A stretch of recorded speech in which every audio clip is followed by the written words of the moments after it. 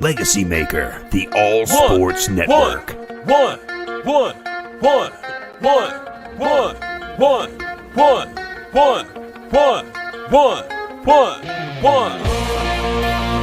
Welcome to the one-on-one. When it comes to ratings, man, we number one. I get the truth, then I give them the scoop. If anybody got a question, I give them the proof. Welcome to the one-on-one. When it comes to ratings, man, we number one. I get the truth, then I give them the scoop. If anybody got a question, I give them the proof. Welcome to one-on-one at Legacy Maker Sports Network.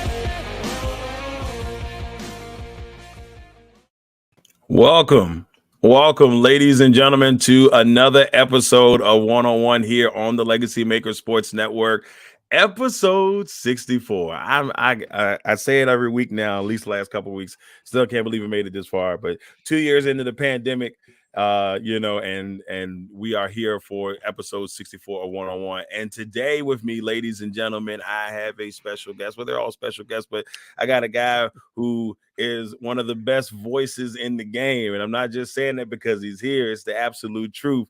He is the former PA announcer for the Minnesota Timberwolves and in multiple other facets. My man, Mr. Shawn Parker. Shawn, how you doing today, brother? Man, I am doing good. That intro, man, I'm gonna have to get you to do my intro when I start up whatever I'm gonna do. That was tight. Shawn. I got you back. Well, once again, it's an absolute pleasure to have you here to be with us today here on One-on-One. And before we get going, before we get started, before we get into all the good stuff, I want to start off with the most important segment of the show in most people's eyes, and that is the check-in. All right, so Shawn, just checking in on you and your family and your friends. How's everything been going? With a year or two in the pandemic, people say it's gone to an extent, but it ain't really. But 2 years since all that funness happened. How's your family doing? How are you doing? How's your friends doing? You know what? We're doing good. And, I tell a lot of people that the pandemic, even though, we were all affected, and of course I was, me and my family were affected by that. It wasn't as bad for me as a lot of people because I actually got married at the beginning of the pandemic. Yes. So, my beautiful wife, Alana, and I, we got married in March of 2020. When everything popped off. We were originally scheduled to get married in September anyway. We were going to have the big ceremony and whatnot. But when everything started, we looked at each other one day and said, what would happen if one of us got sick and we need to take care of the other one? We need to be able to legally do that. So we went ahead, got married. So we actually had 2 wedding ceremonies during the pandemic.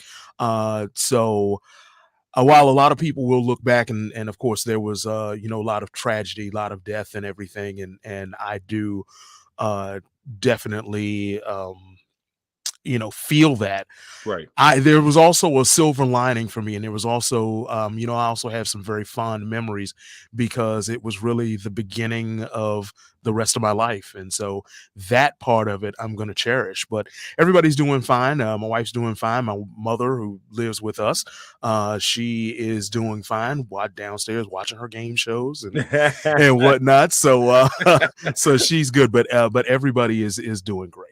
That's what I like to hear. I mean, we all went through different things, and most people know my story already. I lost a lot of people. 2021 was rough. 2020 was all right. 2021 was rough. This year, knock on wood, has been pretty solid. So hope to keep that vision going. But I'm glad to see everybody is doing well. Glad to see everybody is feeling good. So let's go ahead and get into the journey, man. Let's talk about your passion for sports. Obviously, we know you're a big sports guy. Where did little Shawn, like we talking about 7, 8, 9, where did little Shawn's passion for sports come from? What got you falling in love with sports? It was my grandfather. My grandfather was a big sports fan. And when I was growing up, I spent a lot of time. My grandparents lived in the same apartment complex as my parents and I. And so while my parents were at work and I would come home from school, I would go straight to my grandparents. During the summer, my parents worked. I was at my grandparents' apartment, and I sat at my grandfather's feet and just learned. He taught me about Jackie Robinson and Larry Doby. He taught me about the old Washington Redskins and the Washington Bullets and the Baltimore Bullets, and he gave me all of that history and just fueled that love and that passion. I started watching sports from there. The first full Super Bowl I ever watched was at my grandparents' place. So that's just and it was Super Bowl 16. So, kind of date myself. But yeah, that's where that came from. And then just it was just everything about sports that I just love. The competition, the scorekeeping, the uniforms, the stadiums, the whole nine. I drive my wife crazy sometimes, because I talk to her a lot, about sports, but that's where that passion comes from. That's an awesome deal. I think, and I'm going to ask you this before I swing to the next one. Now, when you were a kid and, obviously, you being, professional PA announcer that you are, when you were a kid, do you remember like sitting back and watching games or maybe playing a video game or whatnot, doing one of those things and like see you like cut the sound off and you do the announcing while the game was going on? Or did you ever remember doing anything like, because I know I did that. I did that. Did you ever do that? I'm gonna go you one further than that, because when I tell people that I'm a nerd, I'm a nerd. So I had these little football action men, and I would take these football action men, and I had this big blackboard, and I would draw a basketball court on the blackboard, and I would make I'd make up the basketball, backboard and whatnot. I made my own professional sports leagues, dog. I made my own leagues. Now, that's what I'm talking about, right? I created my own leagues. I was the voice of this league, man. I had the standings, the stats, the whole nine. Really? I created my own world. See, I'm an only child. So, right. Only children, they get the rap of what not being spoiled and and all this stuff. But you also are very creative. You had no choice. So you had no choice. So to this day, like somewhere around here, I wish I had it with me. Somewhere around here, because I also had wrestling men. I made championship belts for these little wrestling men. I took my paper and I had pens and Sharpies and whatnot, and I made little championship belts. And I made the greatest replica of Ric Flair's big gold belt. I have a replica of the big gold belt that went on these little action figures. So yes, I commentated all of these, games and whatnot. I just knew from an early age that I wanted to be involved in sports and that I wanted to be an announcer. When I was growing up, I wanted to be the 5, 6, and 11 o'clock anchor on the, News 4. WRC in DC, right. George Michael. I wanted to follow in his footsteps. That's what I wanted to do. So I just did that. And, that was just one of those little things that just kind of kept that passion going. It's funny. The football league was super creative. I wish I'd have thought, taking that as now, I look at it now and I said, man, I wish I'd have thought of that as a kid. It did not go that deep. Now, I did have a wrestling league. I had my action figures. They're sitting in the closet over here in the corner that my son occasionally plays with. I had the championship belts. I had my own thing, and I used to call I used to have what they called, or I called. Let me not they call because nobody else was doing it. But I used to call them all around the house matches. Okay, and it would be I had a ring, like a little toy ring, but I like these all around the house matches can go anywhere. We're talking about up the steps. I would have Sting taking on Triple H because I had WCW and WWF wrestlers at the time, and it'd be a battle. I could be at the top of the steps. It's like, no, there's 19 steps. Don't do it, Triple H. And he'd sling Sting off the top. He's like, no. When you said that, I'm like, okay, yeah, I'm there. I was there. I had these wrestling action figures, and some people might remember them, some not.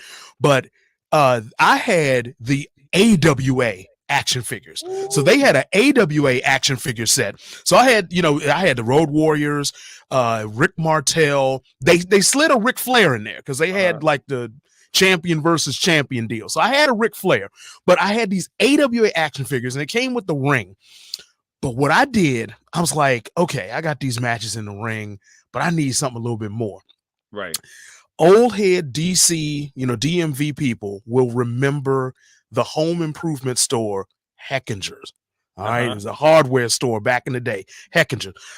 I had my father take me to Heckinger, and I went and I bought like this mesh wire, and I took it and I put it around the ring, and I had steel cage matches, man. Oh, steel cage matches.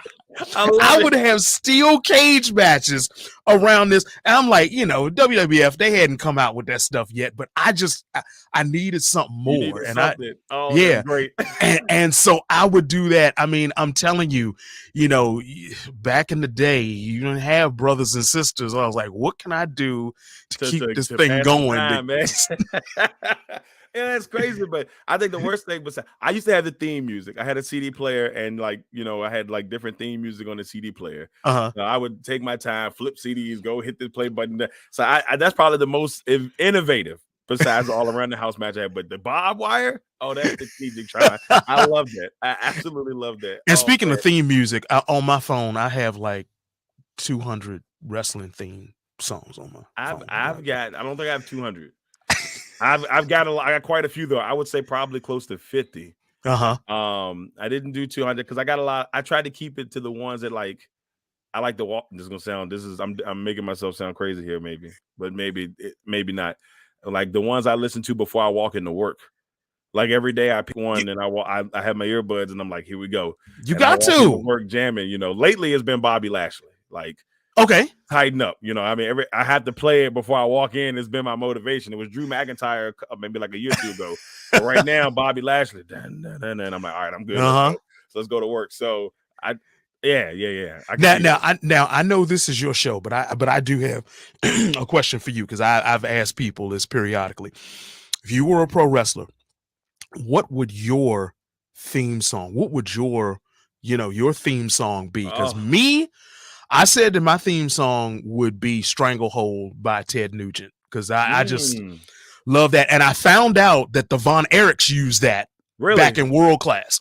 So I just love there's a certain, swagger about that song and a build up. And it's one of those deals. You don't come running out like the Ultimate Warrior. You just kind of, come, just kind of pimping out. From behind the curtain, just come out smooth, just looking at the crowd. It works whether you're a heel or a face. So yeah, what would your theme song? Well, it's funny you say Ultimate Warrior because I don't know if we can see it in there. He definitely went Ultimate Warrior on that one. So it was a meant to wear the shirt today. But my theme song actually would have been Camplo Luciano. Okay. And I don't know. It's just when I had the old wrestling game, probably when they used to let you put your own theme song on it was probably about like 10, 15 years ago, like the original Xbox. But they would let you put your theme song on it, and that was the theme song I chose. Nice. It was just it's something about like I can see coming in the ring, fireworks. I'm like, yeah, this is me. So yeah, that would be my theme song for sure, all day. Oh man, that's awesome. I'll be ready for it. Now let's go into your journey. Into how you became a professional PA announcer. Now I know you've done a little bit of some wrestling shows, but obviously maybe your biggest claim to fame up to this point, because we know big things are to come. You were the former PA announcer for the Minnesota Timberwolves. So can you take us on that journey on how you got to, I guess, this current point in your career? Sure. So I studied journalism at the University of Maryland. And actually before that, I went to Visual and Performing Arts High School in suburban DC. I went to Suitland High School, and since I was in second grade, I wanted to be behind the mic and do something. Right. So throughout the years, I studied that. Got to Maryland, had some experiences and decided that I didn't want to pursue that. I wanted to get out of the game. I didn't want to do Mhm. journalism anymore. So bounced around and, did retail and did real estate and did some other stuff. I decided about 10 years ago that I wanted to get back in and do something sports related. So I was looking around to see what I could do, and, thought about the internship route and all of that. So as I was looking at how to make a re-entry Right. into the industry, I saw PA announcing, and I'm like, PA announcing. I'm like, okay, the guys that do the intros and whatnot. And I was like, I think I could do that, and I think I could, would enjoy that. So I started out volunteering. I reached out to a couple of high schools and I was working in Rockville, Maryland at the time, Mhm. and reached out to a few local high schools, telling them what I wanted to do. A couple of them responded back, and one high school was like, "Yeah, let's, we've got a new boys and girls basketball coach. Let me reach out to them and see if they want to do it." So the AD did that, came back, and both of them were open to the possibility. Mhm. So I interviewed with both of them, really hit it off. As a matter of fact, the girls basketball coach at Rockville High School at the time, and I'm going to name drop Curtis Cross, Hmm. became my best friend. We Right. are best friends to this day, and so I started PA announcing, started volunteering, did multiple sports at Rockville, started making connections in the industry, made connections with the Wizards PA announcer, Ralph Wesley. He put me on to a couple of things. That led me to the DC Divas, the women's The professional football DC team. Divas. Yes, Yes, I know the sir. Divas. Yes, sir. And I was there for 2 of their championship runs. And also made connections at George Washington University. And I ended up doing 6 sports at GW. Awesome. And it was while I was at GW that I started looking around. I started looking to see what professional opportunities there were out there, what professional auditions were out there. Because I was at a point where I just wanted to test my skills. I wanted to see where I was compared to, other PA announcers, so that I could continue to grow. Right. So there were 3 NBA positions that were open at the time. There was the Memphis Grizzlies, the Brooklyn Nets, and the Minnesota Timberwolves. So I found out about the Nets audition the day of. So I was like, there's no way in the world I'm going to get up to Brooklyn for that. So I kind of ruled that out.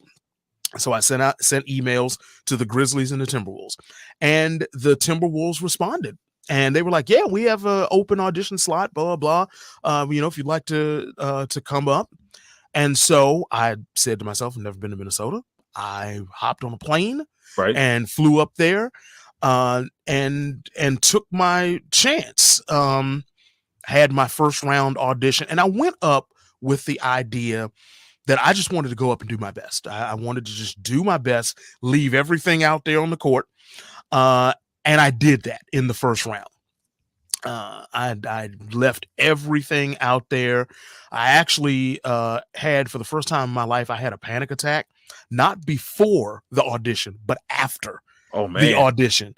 Like after I got up from the table and I walked up to the concourse, I started hyperventilating because the realization hit me that for the first time really in my life, that I flew up to Minnesota. I went to a foreign place as far as I'm concerned. And I went and I did exactly what I said I was going to do. I left it all out there. I felt like there was nothing more I could have done. And even if they had called me back and said, well, we've decided to move on with other candidates, Right. I would have been completely content because I did my very best.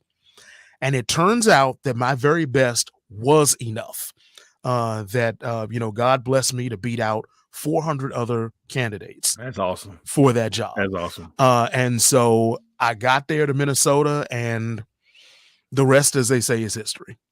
That's a great story. Like, and for a guy like myself in the industry and others that are listening that are trying to grow and say to yourself, man, I can't do this. They've worked the retail job. Yes, They've you worked can. The, You work can this do and it. work that and said, I can't do it. You are a story that people can, take that tone and say, well, Shawn did it. I know I can do this. Mhm. And that's, like I was telling you prehand, I'm like, I look up to you.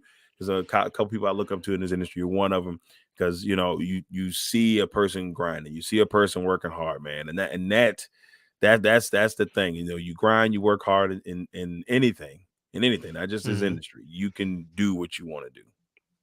I appreciate that. I mean, that's all I know to do. You get out of it what you put into it. So, I put into it, and it's not the thing about PA announcing is one of those things that everybody knows about it, but nobody knows anything about it.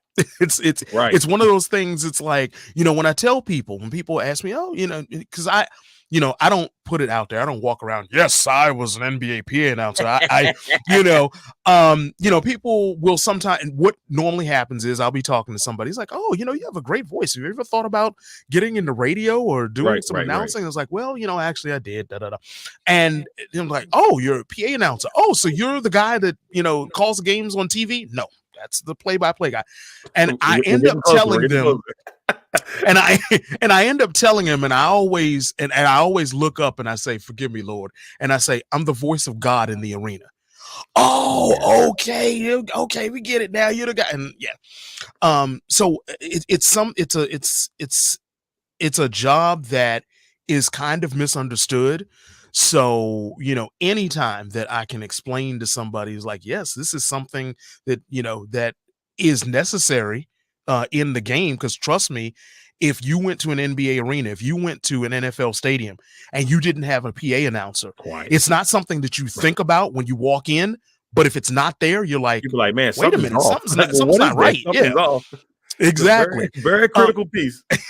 So any light that can be shed on the position, is just, it does nothing but help the rest of the industry. And that's why I'm so glad that that the NBA and NBA 2K, put the PA announcers on the video game, because that's another element of the whole entertainment experience when you go to the arena, and now you get that element of that experience when you play the game. How was that? I mean, and for all the 2K fans out there, because I played 2K, I'll be honest with you. One of the reasons when I did initially get that, I played with Minnesota just so I could hear you. And I was like, oh, that's pretty cool. Yeah, how did it feel when if you got the first chance to like play the game and you like, or listen to the game, whatever, and heard your voice on there? It's like, man, look at that. That's me. How did that feel? It's surreal. I'm of that era that, I grew up playing video games as well. And to wake up and know that your voice is on a video game, that is not only on a video game, but, one of the most successful video game franchises that's out there. It is definitely something that it's humbling. Yeah, it really is humbling. And the experience of going out, because most of us flew out to LA and went to this wonderful studio. The people there, absolutely fabulous people, and to go and to lay tracks and to do all of these lines for the game. It gives you an appreciation, for what goes into putting a video game together. Right. It also was an experience that I didn't know. It was another experience where I didn't know that my voice could stretch that much. Because we did 7 days straight. I told my wife it was the equivalent of doing like 3 NBA games a day for 7 days straight. I mean, after the first day, I said, I'm not gonna be able to do this the rest of the week. Like, my voice was like, but they coach you through. They give you the techniques to get through, and my voice was actually stronger by day 7 than it was on day 2. Oh man. So it was just a phenomenal experience. I am so glad. Yes, it's a little boost to the ego when people, I played, That's a little boost. heard you on the game and that was great and whatnot, blah blah. But for me, it's such a humbling experience and Right. and something that I'm just so appreciative and grateful. And it's like the cherry on top of everything that I've experienced. That's it. That's an awesome deal. I remember when I saw your first post on, I said, "Man, how cool is that?" I was like, "How cool is it that you're going to be on if you're always going to be connected to that game?" And that's a pretty good deal, man. That's awesome. That's awesome. All right, so now it's time, ladies and gentlemen, for probably my favorite segment of the show. I know we did the most important one. Now we do my favorite segment of the show. It's always the fun one because it's always interesting to hear. It's time for Quick Ones.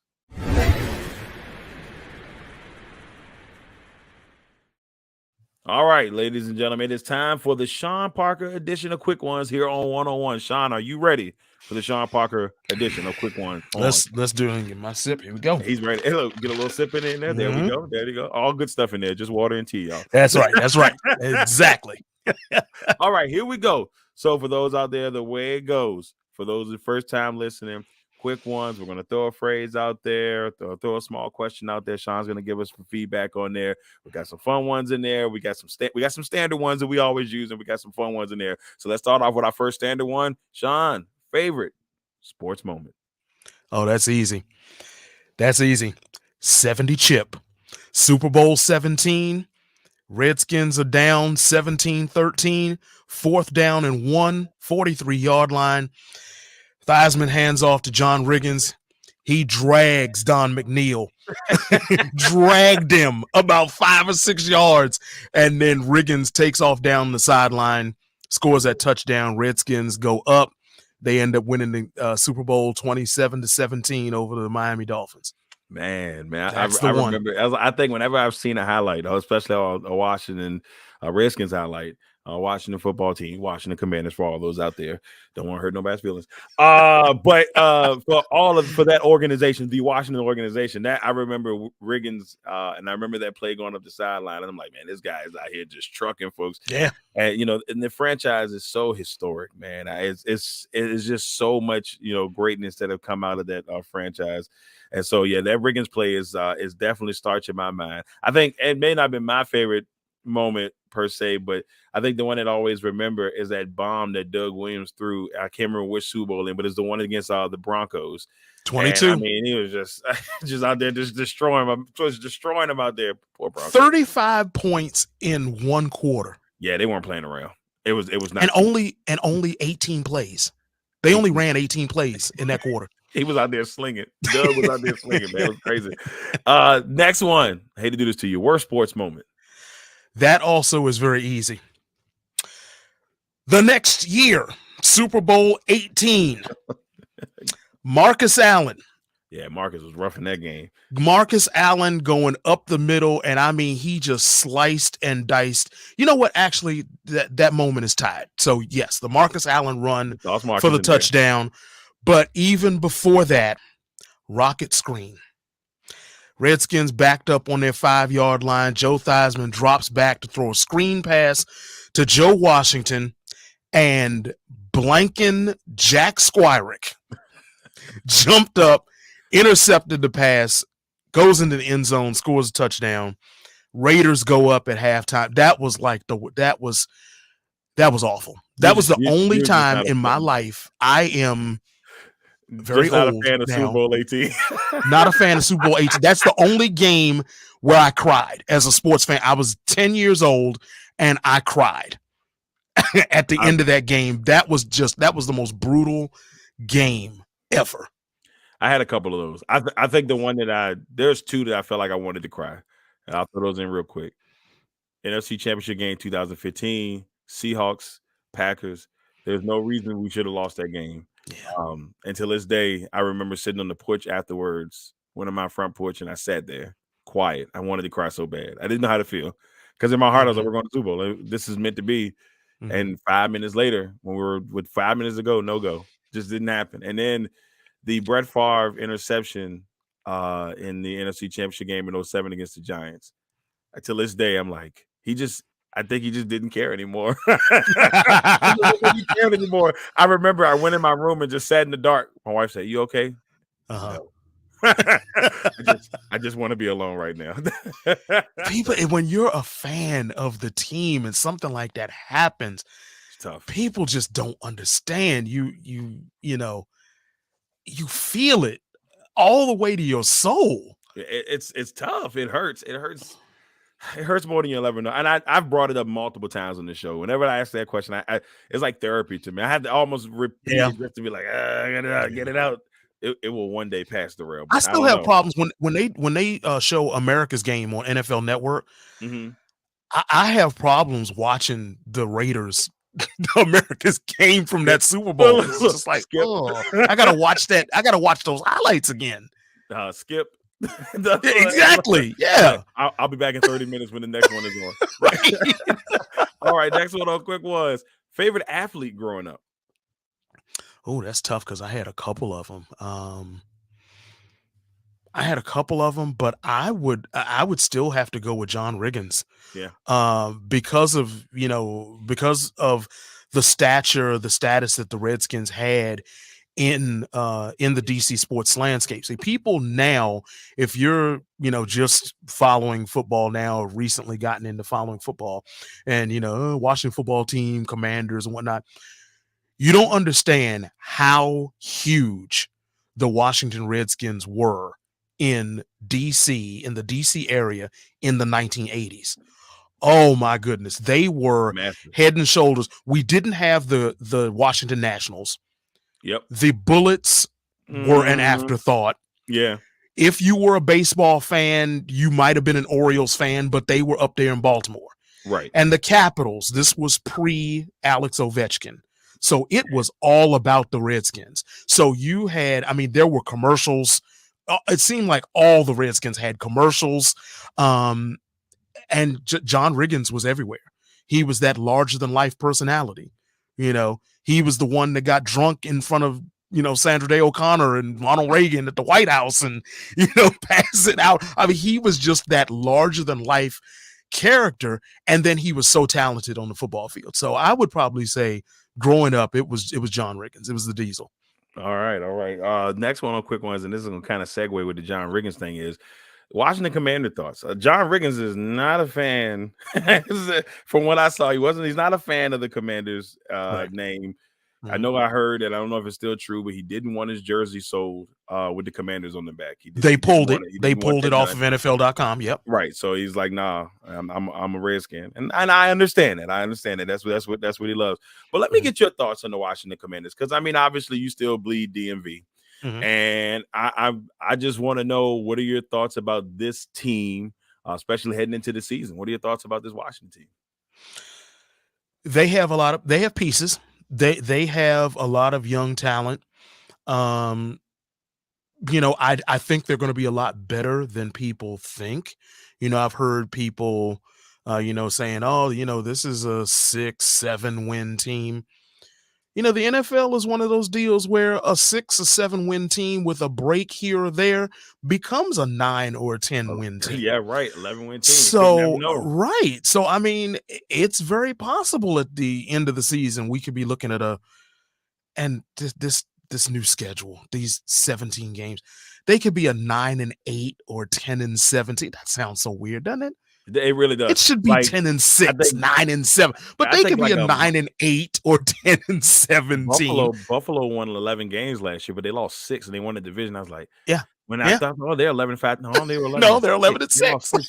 Yeah, Green Bay won 13 games last year. They were 13-4, and I'm like, all right, I guess. But in my mind, mentally, they still were either 13-3.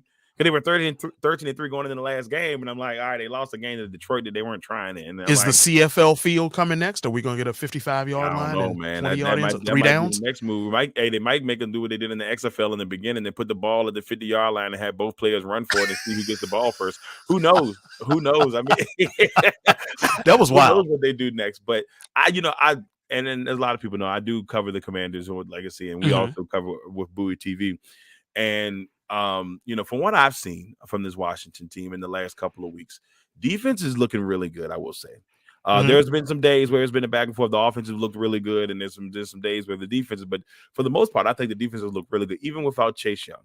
Montez Sweat looks like he's in a different zone right now. I like what I've seen from them. The linebackers are still growing, so that'll be interesting to see.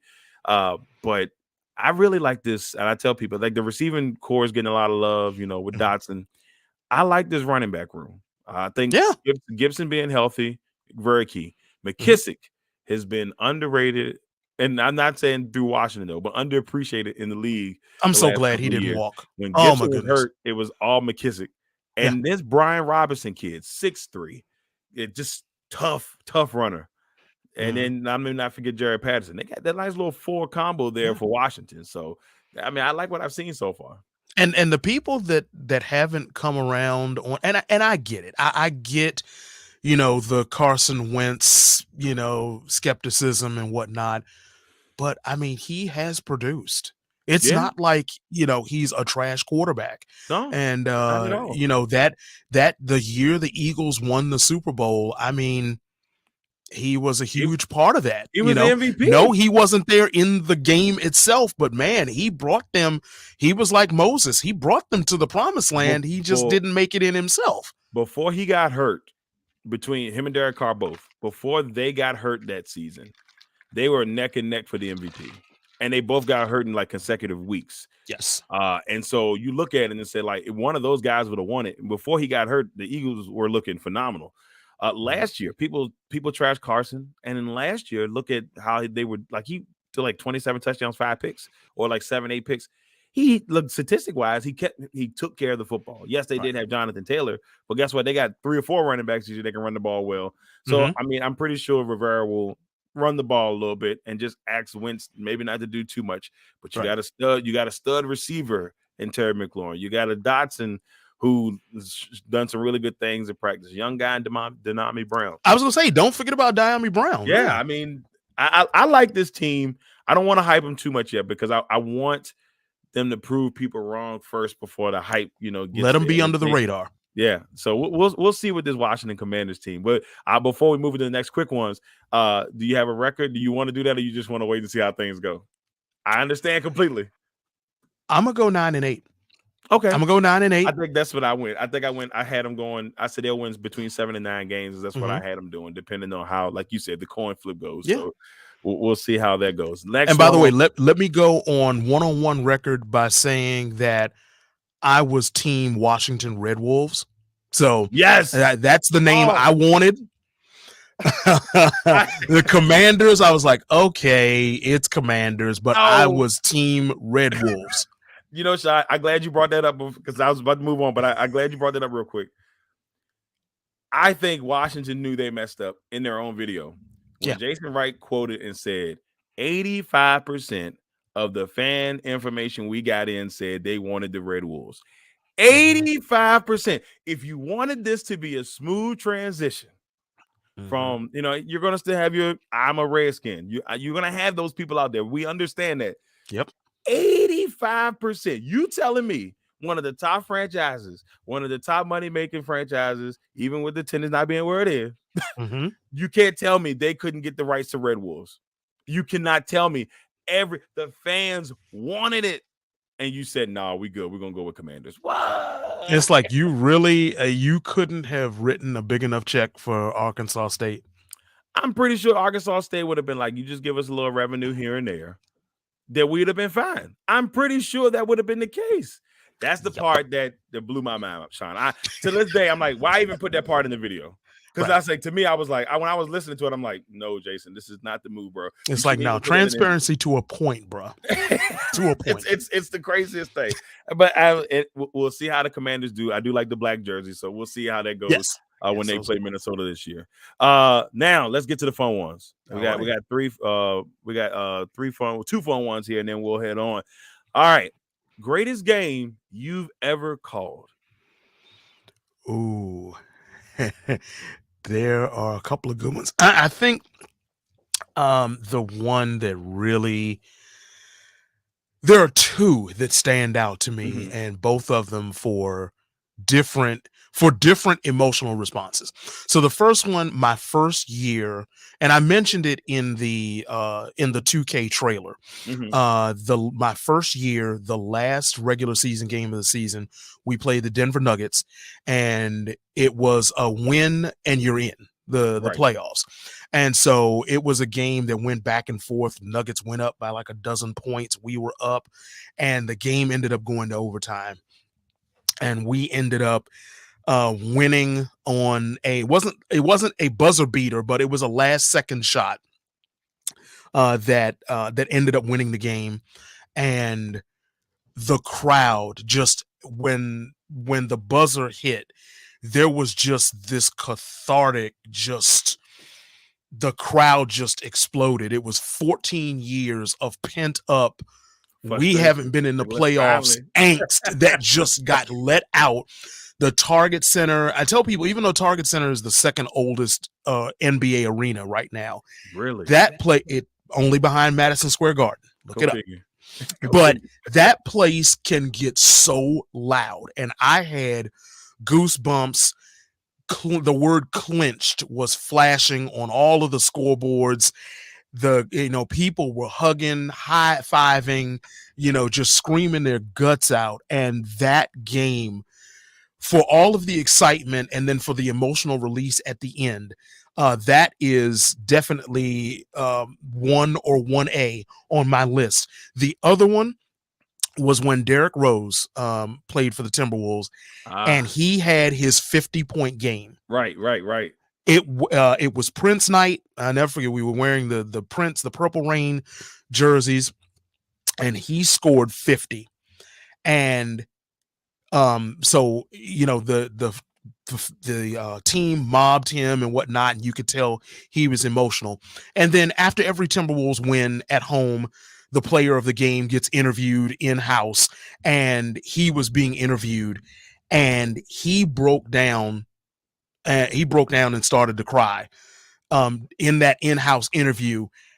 And I almost broke down watching him, because you could tell that he had worked so hard to get back up to that level. And all of us knows that, Derrick Rose was the man when he first came out. Oh my, MVP and the whole nine. So we knew what he was capable of, and he had so many setbacks. And for him to have that game, and we all felt the same emotion that he felt. Right. So those are the two games that really, were the great games. Yeah, it's funny. I remember that Derrick Rose game. It was so good to see him have that moment, because he's a guy who, like you said, went through so much, and for him to go back and have that moment, absolutely amazing. Absolutely amazing. All right, last one, fantasy one. Here we go. All right, you're having dinner, and you can have 3 famous people. It can be anybody. I don't know, sports world, whatever. You have 3 famous people hang with you for dinner. Who are you having dinner with? Barack Obama. Okay. I mean, that's just, it's a gimme. I know. I'm a president, and see, I'm a presidential nerd. So yes, I'm a presidential nerd. I'm one of these people that can recite all 46 presidents in order from Washington to Biden. We're in a very unique club. I'm in there. Vice president, not so much. Matter of fact, I have a book back there on my shelf that is called "To the Best of My Ability." It is a presidential biography book. But anyway, Barack Obama is definitely one of them. I'm gonna have to steal that book. And this next one, not just because of the industry that this person was in, but just the positivity, all of the positivity and the aura that this person has. I'm going to say Dwayne Johnson. Oh yeah. I'm going to say Dwayne Johnson. I just, if Man Crush. Bromance, one of them. Yeah, bromance by far. It's not even. I went to 2 WrestleManias. WrestleManias, Sean, in hopes of just hoping out here. If even he didn't have to wrestle, he just had to come out. And that childhood fantasy of seeing The Rock live. I've seen Stone Cold. I've seen the Hulk Hogan. I've seen Ric Flair. I've seen some of the greats. The one that has eluded me is Dwayne The Rock Johnson. So believe me, I feel you on this one, Shawn. I feel you. Oh yeah, absolutely. I mean, and wow, that who's gonna get that third spot? Yeah, who gets to hang it? This table is pretty good. The Rock and The Rock and Obama The alone Rock and Barack Obama. Yeah, that's a pretty good table. That third spot, wow, because there are just so many. It's so people. many.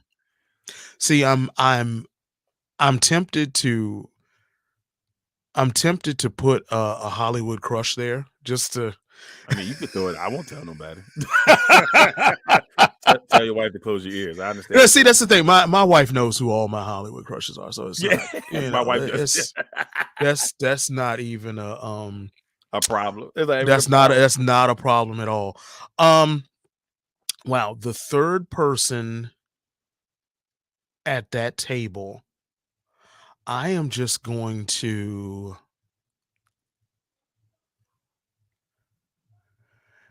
You know what? Because of just because I want to see the interaction. Right. I'm just gonna say Michael Jordan. I just, man. I watched The Last Dance, and you got to see a different side of Michael Jordan, even though we knew that side was there. Right. But yeah, just to because of the experiences. Because of and all of those people, the thread that runs through them, right, is that they are arguably the best at what they did. Touché. So why not surround yourself with greatness? Why not put yourself at the table with people who have done what they have done at the highest level? Because that is what I aspire to. So, I think that's what I would want to do. I like it. I was very tempted to put either Sasha Banks or Bianca Belair there, but I am going to digress. That'd have been tough. And like I said, my wife already knows about. That would have been a tough one. Bianca or Sasha. I'm not even going to put myself through that. But that's a pretty solid table. We got Barack, The Rock, and we got Mike. Yeah, that's MJ. That's crazy. That's crazy. All right, everybody. That's the Shawn Parker edition of Quick Ones. And what a way to end it on that one. I love it. I absolutely love it. Now, before we get out of here, Shawn, we want you well, first of all, we want to say thank you for coming on. That has been my pleasure. Absolute pleasure to have you on. And anytime. And it's been great. And before we get off, we have to do one last thing. We got to leave your legacy, Shawn. I want you to. This is opportunity. We just want to know what, if any. First of all, any projects that you have going on, anything up the sleeve, any new things that we can look out for, anything you want to tell us about, and then of course, like what type of legacy you want to leave in the industry. When you retire, when you're out of the game.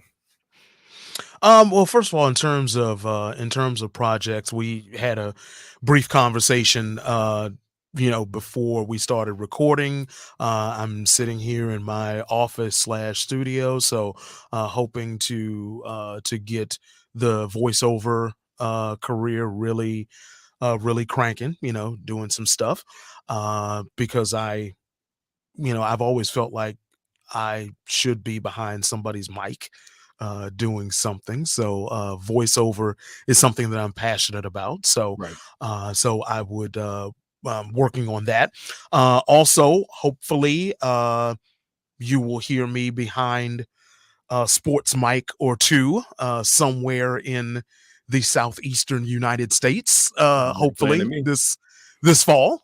So I'll update you. Have me back on. I'll update you on that. And sounds like I'm also hopefully you can say. Hopefully the graphic at the bottom can say current PA announcer of blah blah blah. And that's the goal. That's the goal. That's the goal. And ultimately, one day, and I told the Timberwolves when I left, hopefully one day I can get back into the NBA somewhere. So they'll There's precedent for that. So yes, so working on those things. And in terms of the legacy,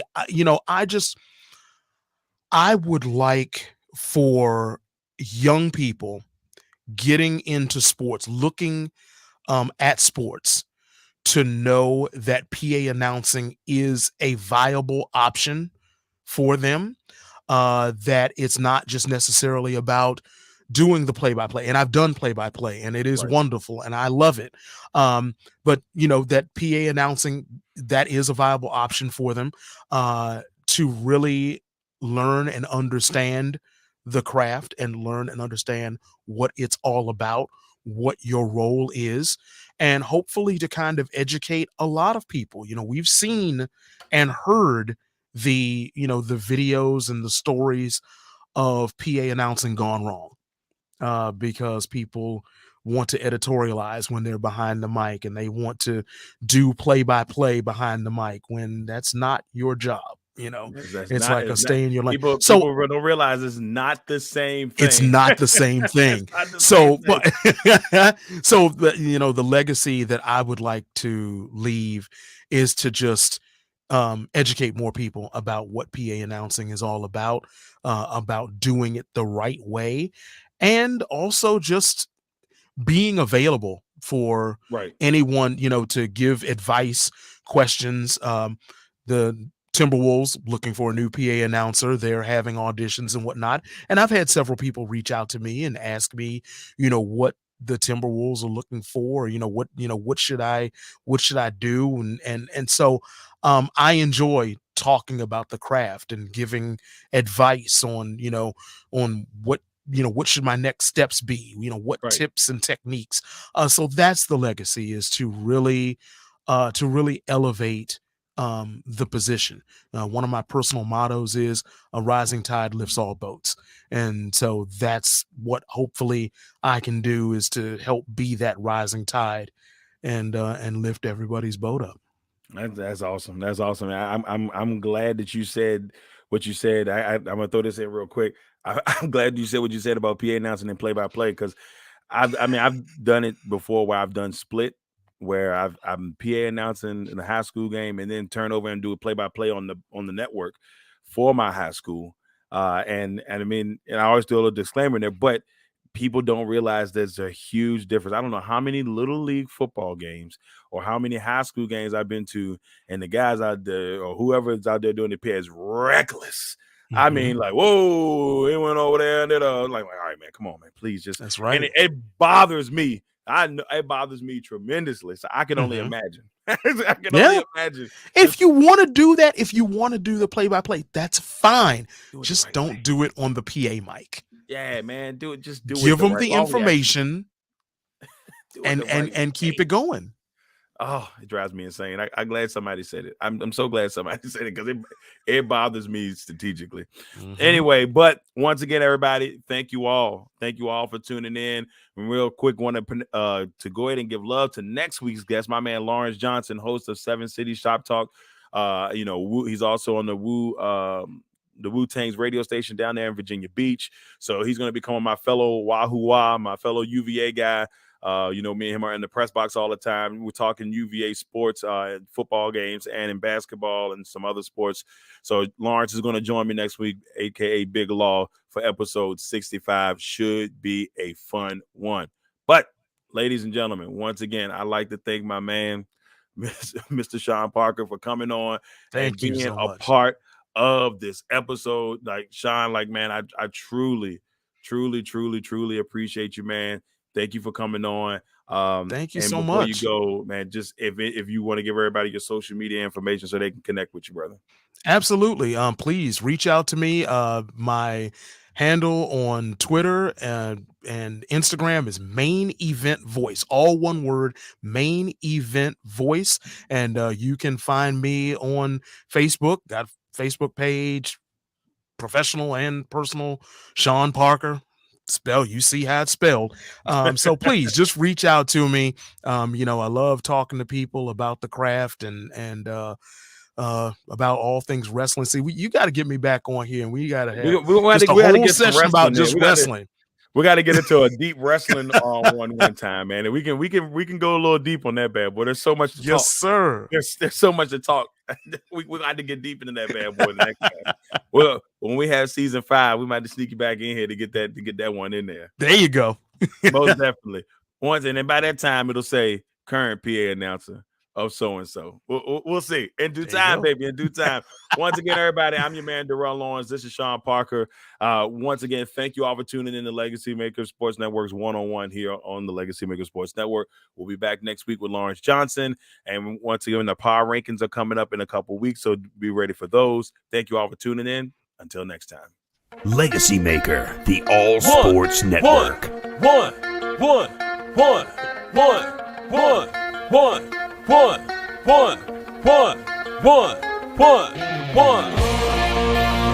Welcome to the 1-on-1. When it comes to ratings, man, we number one. I get the truth, then I give them the scoop. If anybody got a question, I give them the